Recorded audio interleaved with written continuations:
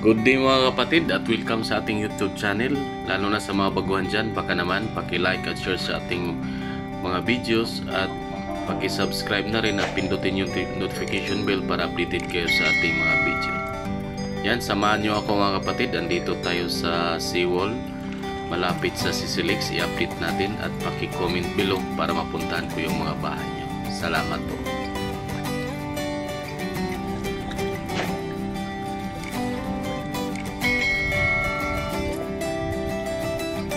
Yan, puntahan natin yung pylon 2. Ang pylon 2 i-update natin. Yan, sa kaliwa meron siyang 14 stay cables. At sa kanan naman meron siyang 12 stay cables. Suma total meron siyang 26 stay cables sa ating pylon 2 o sa bahagi ng Cordoba. Yan yung ating update sa ating pylon 2.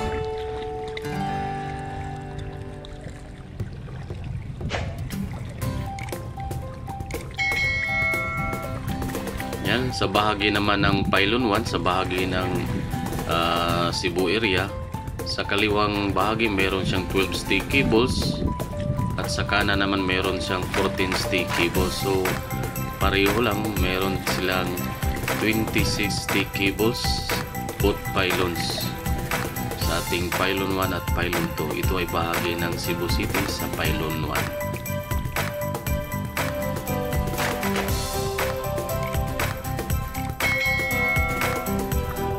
So yan yung update natin sa ating Sisilix. 26 stay cables in pylon 1 at sa pylon 2 ganun din 26 stay cables. So suma total meron tayong 52 total stay cables sa ating Sisilix. So kulang na lang ng 4 dahil kung hindi ako magkamali nasa 56 stay cables lahat sa ating Sisilix.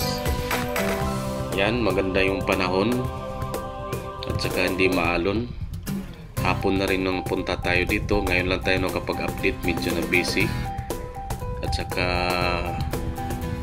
minsan din may mga pulis dito na bawal din mag-standby ng matagal dito. So yan yung ating update sa ating Sisilix mga kapatid. Cebu-Cordoba Links Expressway, the third bridge of Cebu, the iconic bridge, the Santo Niño Bridge. Yan yung update natin at malapit nang matapos. Sa mga baguhan dyan, paki-like at share sa ating YouTube channel at paki-comment below para mapuntahan at ma-shoutout ko kayo sa next upload video. Salamat!